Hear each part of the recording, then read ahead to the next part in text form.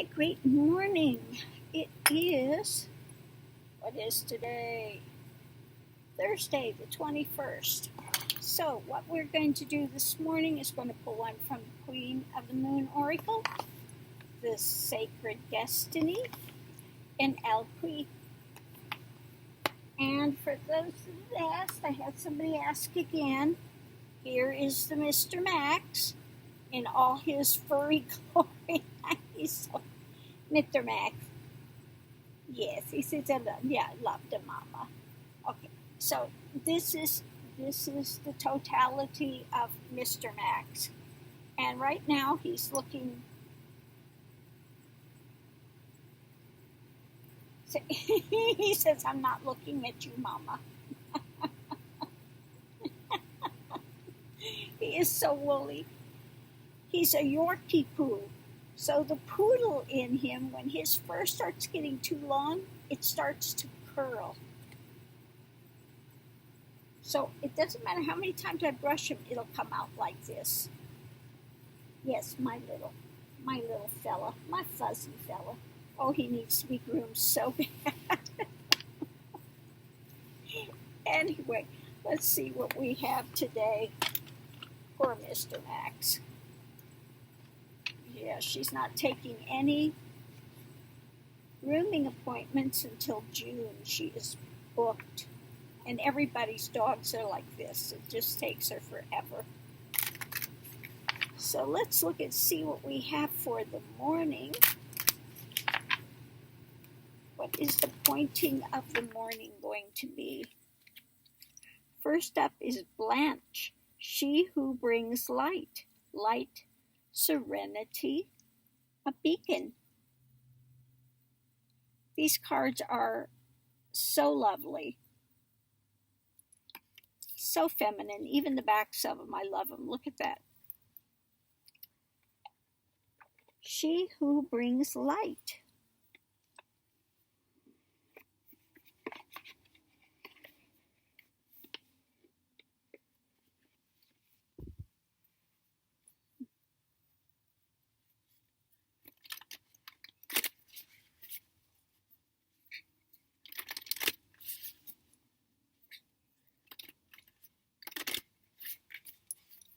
Okay, next we have Thriving.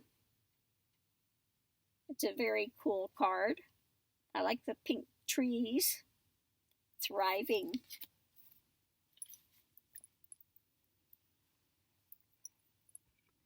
Well, we're finally moving on from the other things we were having, which is good. I'm glad it's time to move on. And let's see.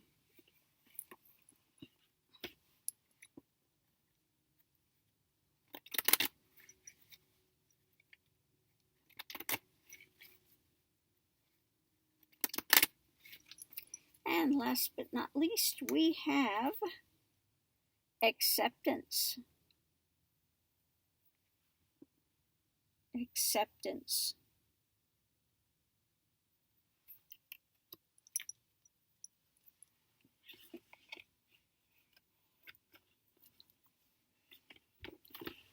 So these are, I love these two together. Look at that. Aren't they just, they're so soft and feminine. And then we have this one. Okay.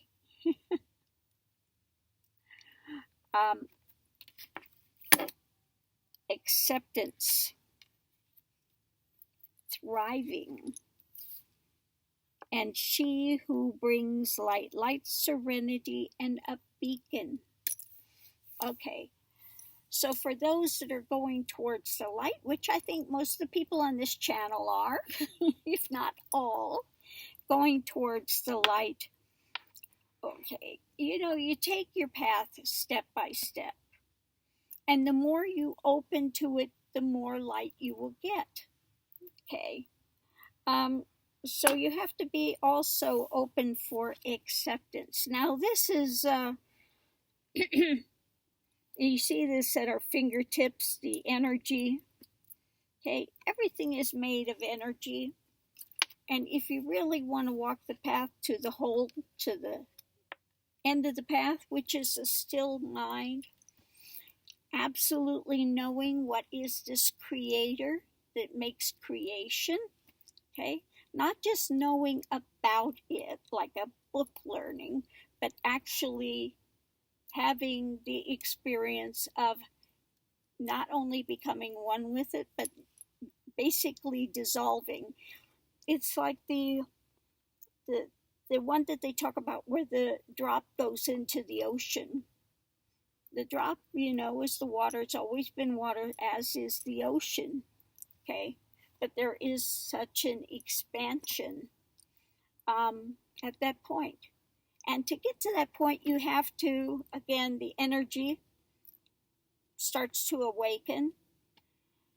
But when you get to a point, Kundalini awakens, Kundalini opens, and that is the ultimate energy. And it goes through all the levels and layers of what they call the chakras. Okay, I don't get into colors of chakras and that type of nonsense. Basically, it is going through, and the first level is that fight or flight, fear. Then you go up. You go up through each level is different experiential things. You will have experiences that show you are not the body. Okay, you will have experiences of cities that come and go. Cities are these powers, these things that people would be in gaga of. The channelers, etc. You get to one point, you can, whatever you want to know in the universe, it just comes, okay? It's like downloaded. You can have either an inspiration, or you can have a full-on knowledge of it. It's like it downloads and you just know it. It's just there. Okay, you keep going, you go further than that. You don't want to get stuck there. A lot of people, will get stuck there. Or when they get to the first heart center blossoming and they think they're completed because it's such an expansion. But once not completed at that point, there is still much further to go. Okay. You get up here, and again, I don't want people to do third eye meditations. You have to really stay in the heart, because if you do third eye, what you're going to get is a lot of astral realm drama. Okay, you can see gods, goddesses. They can appear as fully formed visions that you see. Okay, all of that you experience. It's possible, but you've got to go further than that. Okay, further than that. To when you get to the crown or beyond that, all the lotus, when you get to there, then you go into the death before death. Okay, this is when you become that universal light of energy. It's the life of all life and the death of all death. That's the way I explain it. At that point, absolutely life is eternal. You know why karma has to be in place. You know exactly what is this universal is. This divine beingness. Okay? You no longer need to be, channeling this and channeling that, because you already have it at that point. Once you know, and you absolutely are that part of that beingness, and the ideation that you had of what you were as a persona, that is finished. Okay, that's finished. That was a soap opera. That's a dream within a dream within a dream within a dream. Okay, all of that blows out at that point. I have to say, people to play with energy. and you are starting to do Reiki and that type of thing, those things can awaken Kundalini. So you have to know what you're doing. And, I do some energy things for people, but it's you got to have somebody that's balanced to do it. When you complete, you enter 0 point balance. The 0, it's like the Fool card. It's the beginning and the end. The 0 adds all of the, it adds so much. It's like if you have 1 and you put a 0 behind it, the 0 within itself is what? Appears to be nothing, but yet it contains the whole of the universe. So if you put 1 0 behind a 1, you got 10. It really does expand everything. That 0, it's everything that will be within the divisitory world, everything that will come into it. Okay, it's already fully formed. Okay. So anyway, when you get to that point of being light, serenity, and a beacon, okay, once you complete, you can become a beacon. You aid those to center, to still, to be able to go through all of these experiences and stay grounded and centered, okay? And then you will be thriving, okay? And you have to have acceptance of this energy. Because once it awakens, it doesn't close. It's not like, I think I'll try it out for a little bit, and if I don't like it, forget it, I'll drop it. No, it's not like that. Once it awakens, it goes through all these levels and layers. And I say, instead of chakras, I call them levels and layers of varying consciousness. Okay? And you will go through every level and layer of consciousness, and you have to face all your misgivings, your fears. All of those things are going to come up for you to pass through on your journey. Okay? The journey is well worth taking, but it comes fraught with, I have to say, there are some dangers along the way, and that's why you need to have a competent teacher that's already gone through it, a guru, which means one that is weighty with knowledge. That is what a guru is. It's not one that deals in fantasy. It's one that deals in the reality of the experiences that one goes through in each level and layer of consciousness until one gets to that point of realization, okay, moksha, liberation, okay. And you can be in great suffering when you begin, but at the end there is no suffering, okay. There can be pain, as you've seen in my life. I had that pain, but it's still not suffering, okay, because there is no mind spin attached to it. The mind is still. The body will feel what it feels, okay. Yes, that happens. You can still feel emotions, but they are transitory. They don't stay. They don't stay on a spinning wheel. They're transitory. You can still feel others' pain, and but mainly, you're in stillness. It is such a different consciousness than when you're on the spinning wheel of mind. Spinning wheel of mind keeps going, cranking all day on this and that and this and that. But when you get to the end of the path and you go into Advaita, instead of Dvaita is the divisionary world. Advaita is one that is in that 0 point balance. Okay? And you understand what is that divine energy, it's like a thread. And all of the experiences are like little pearls that are on this thread, but this thread runs through all of them, okay? It's the center point of everything, the start, okay? It's like if you go into a Hindu temple and they have the Shaivite temples, they have the linga, which is shaped like an oval, okay? And then you have the yoni.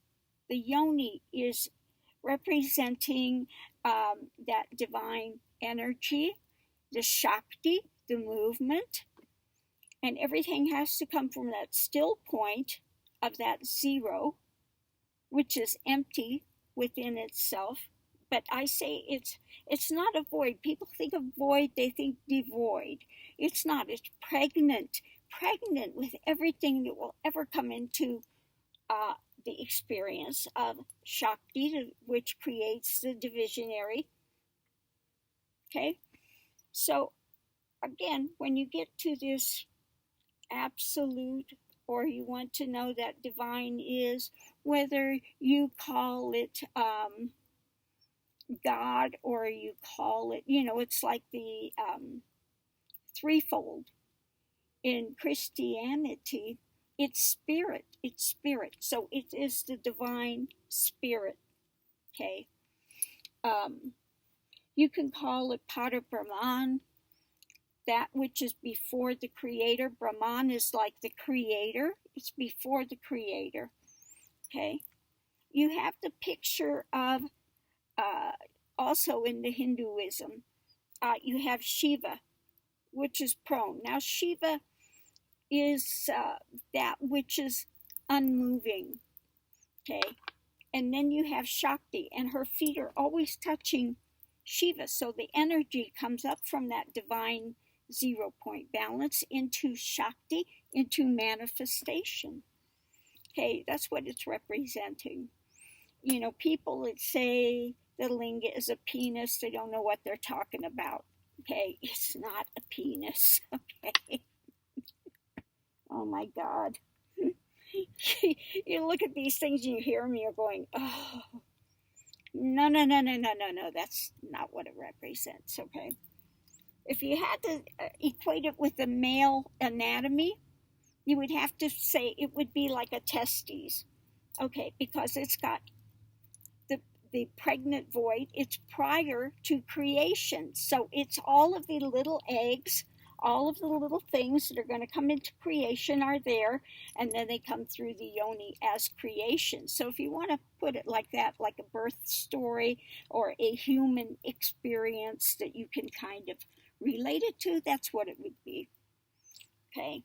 It would be like a testes that has all of the sperm in there, which are going to unite with the energy, and it comes out as a child out of the birth canal of the Shakti, which gives it the energy, okay, and into creation.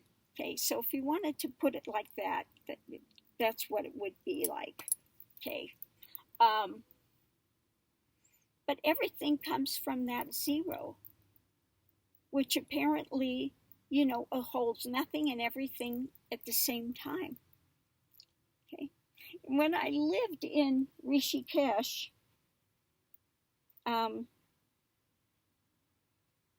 this guy overheard me. And I was saying, God is not the one is divisible. God is the 0. God is indivisible. Okay.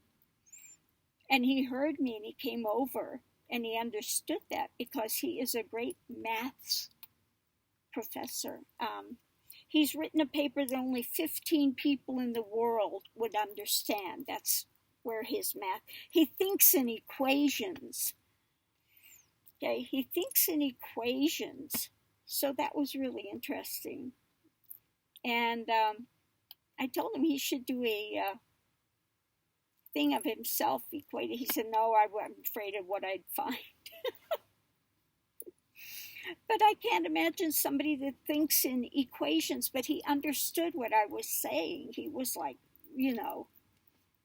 he He understood it totally, that God is a zero. Okay, so it's always not divisible in reality. Okay, in reality, it's never. It's like a light bulb. This is the way I explain it. God is the light bulb, and then you have a lampshade over it. You poke holes in the lampshade, and what happens? It appears to be many different lights. But if you follow it all the way back, it has a single source. That's how it is here. That is how it is with humanity. Each one is appears to be a single light. Okay? But in reality, they only have one source in the end. Okay? And that's what on the path, you want to go to discover. What is that source? Okay? And it changes all of your existence in a second. Everything is changed and nothing is changed. You come back out into this world again after you've been there in this meditative state, where you cease to exist. And the only thing that exists in that moment is that divine is. So that's why it says nibbana, blown out. What is blown out is the ideation of being this separate being that's a body. You're not the body. You are that which animates the body. You are that divine consciousness which animates this. It's kind of like you have the computer, and then you have the software, and then you have the one that programs it. Okay. People want to think all experience comes from mind, but you have a consciousness which programs mind. Okay. So anyway, all in all, and again, when energy awakens, you have this energy, you can feel energy, you can play with energy. Okay. You can do healings. Yes, it does work to bring people more into alignment as, into more of an alignment and balanced state where their body can self-generate. Okay, that's possible. Okay.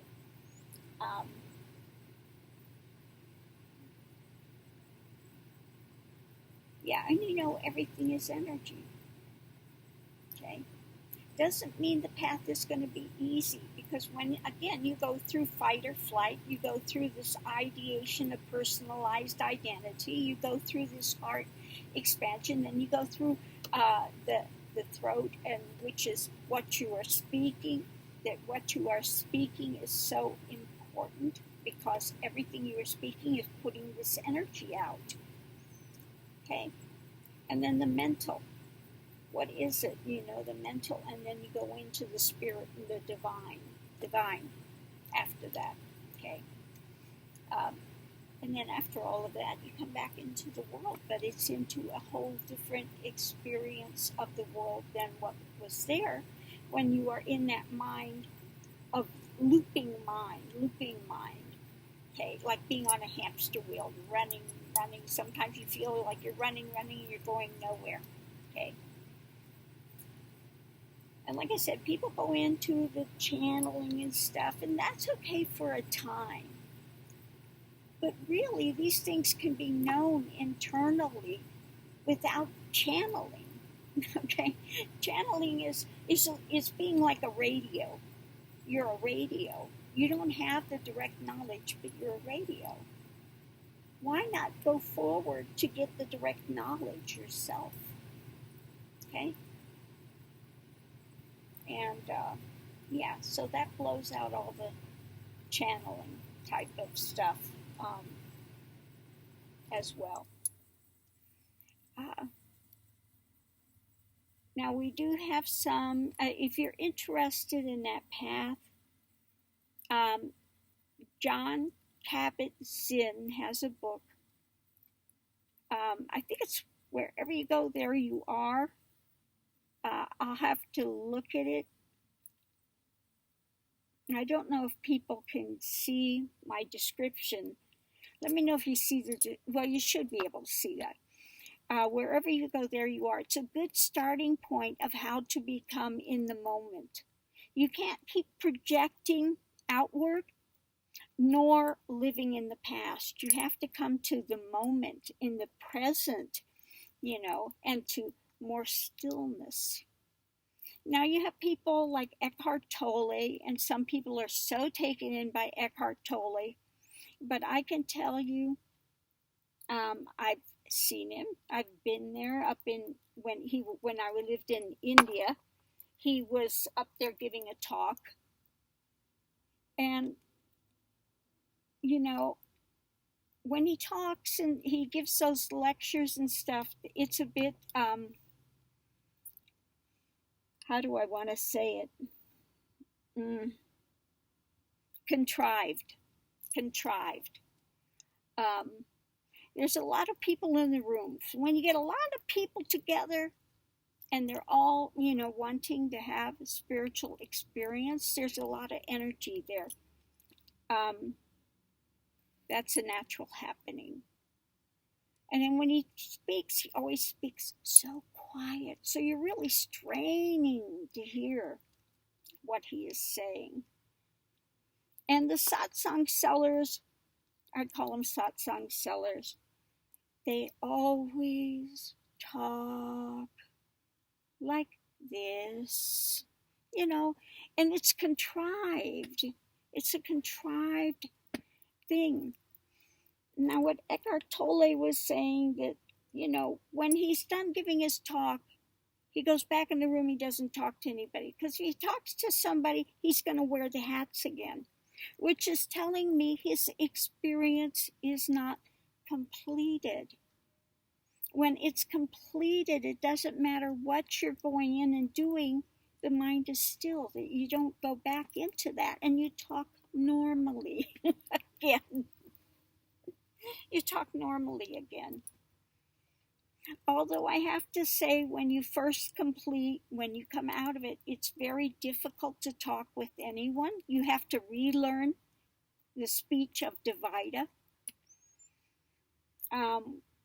When completion came here, when it came out of it, I would say this one, because it was no longer I. There was no longer that I identification. And it's not that you were trying to make things sound more elevated. It's just the reality that one is in at that point. Okay? And you don't want to speak with anybody. You don't want to, it takes quite a while to come back into the land of Dvaita to be able to work with people. If we stay in that, always I'm in that consciousness, but stay in that speech pattern, people are like, what? This one? And it's like, oh my goodness. And you go through a long period. It takes maybe, I would say, 4 or 5 years to really get settled. Because first, when you first come out of it, everything is so expansive. Oh my God, it's expansive. If you look at a leaf fluttering on a tree, there's so much identification with that. You feel all that fluttering within your heart. So really, everything is just magnetized. Okay? So one wants to stay in that quietude. And one doesn't know at that point yet that that quietude always will remain there. Okay? So that remains.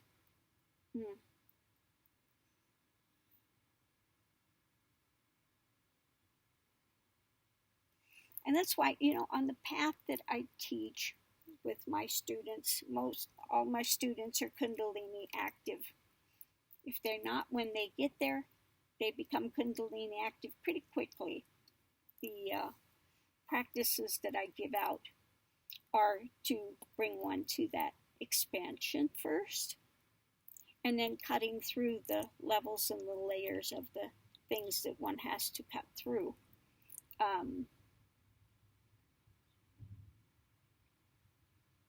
So I have a online ashram for people. You have to do I don't do, I never want to have a physical ashram because you get within those, it all becomes very political. People jockeying for position and all this drama happens. And people have to learn to do the path where they're at because it's a solitary path. Okay, it's a solitary journey. But we do have the online ashram because the support of others going through the same type of journey is a great benefit. When I went through my journey, there was nothing out there. Lisa Nella was the only one that had anything out about Kundalini, and it wasn't very helpful. Now everybody and their brother is writing books on Kundalini, and they're regurgitating what they've heard. Or maybe they're in the midst of the journey. When you're in the midst of the journey, you really get some false ideations still. Okay? So, when I completed, I always said I made this vow with the universe. Whatever I got, I will give back. Whatever knowledge I have, I will give back, to aid. And that's what you do.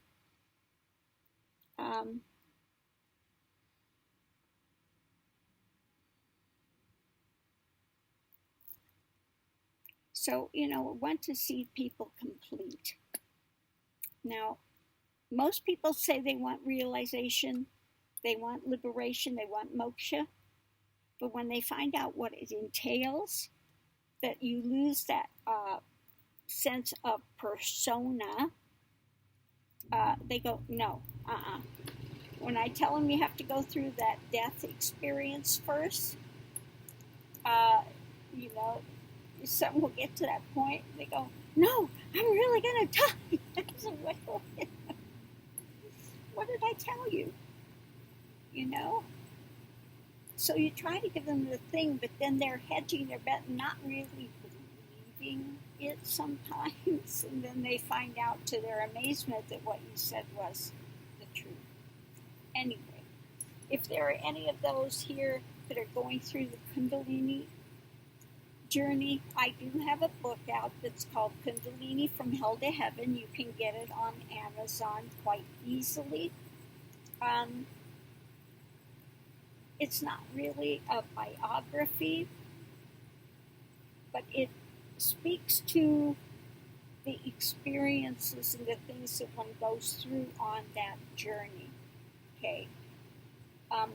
The reality of what it is versus what you get in this regurgitated books of ideations. Okay.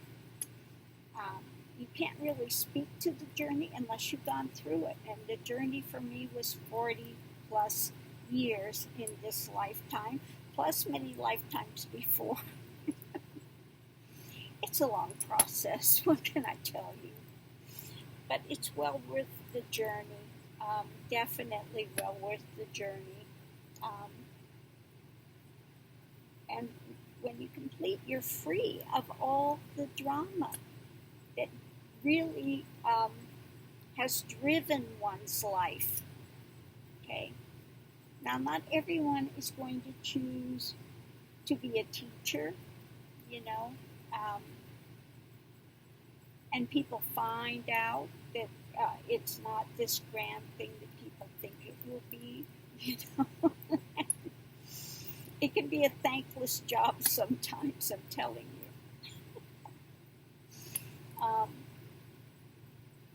And if you're going to be a teacher, you have to go through a lot more experiential things, because you have to know the mind inside and out, and you have to have experience that you can teach people on their level because you've gone through it, okay?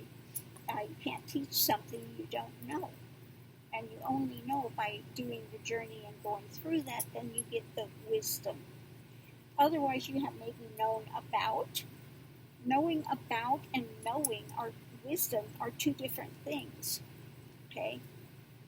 it's like you can read all about ice cream and apple trees and have all this book knowledge you could spin out.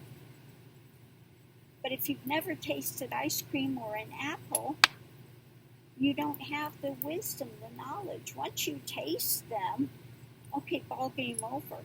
Okay, you know it directly what it is and could speak to that. Okay.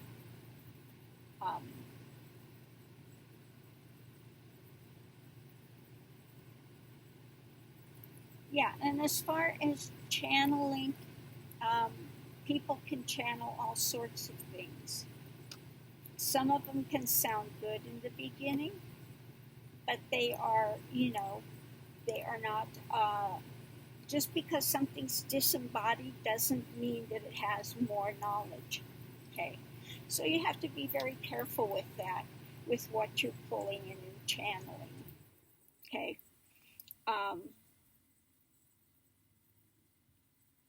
Now, I did go through one point where I was working with Siddhananda, and we were doing, working with those on the other side that were kind of stuck. Okay.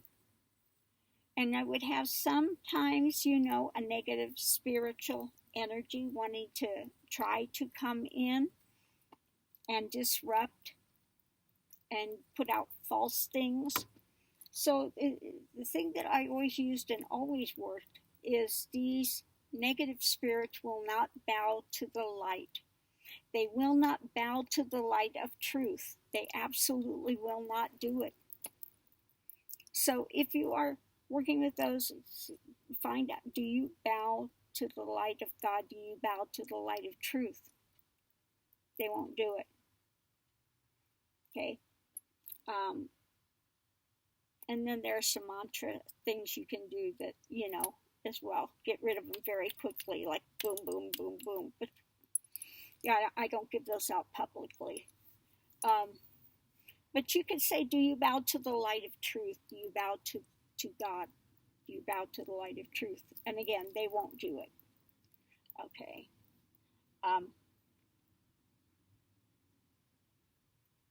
I do have other practices I have given out for people in the divisionary world for experiential things. Maybe I'll look some of those up again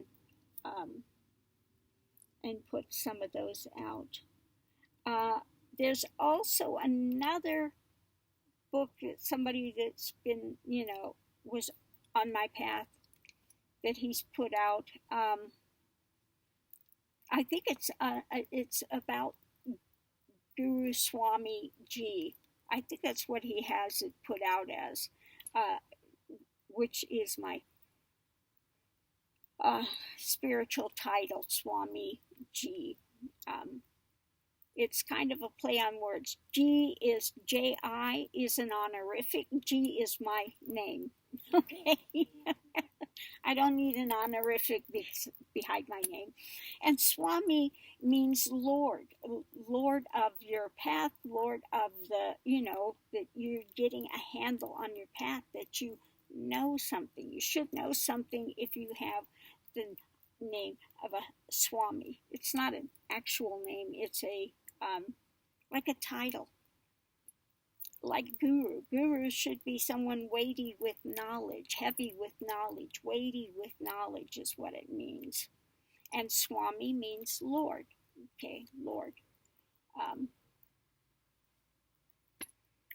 So anyway, if you look that up on Amazon, if anybody's interested in that, I will go ahead and put that title in, and where you can, I think you can only get it online, so you read it online. So if you want to know more about teachings, things that have come forward, that's available as well. Anyway, I need to close this down. It's going to take forever to upload. I never know when I get these things where it is going to go, but this is where it went today. For some reason, it needs to be out there. I don't know. I just go with the flow, That's it. I go with the flow, and It's all good. Anyway, thanks for tuning in. Much love and light to everyone. Please be safe and be well out there. Please continue to use precautions. It is not safe to be out there without a mask. And make sure, again, if you're not wearing gloves, make sure you wash your hands with something that does get rid of germs. Like I like to use Hibiclens. It'll work up to 24 hours to get rid of germs. Okay, it's what the doctors use when they wash up. And you can get Hibiclens at Walgreens, any of those types of places. Even Walmart will have it. But you look in the place where they do like cuts, where they have material for cuts and stuff, doing wound care and that type of stuff, you will find Hibiclens there. And they also make a generic type of a Hibiclens in Walmart as well. So anyway, I'm going to leave this here. Thanks for tuning in, and I will see you online. Namaste. Aho. Love and light.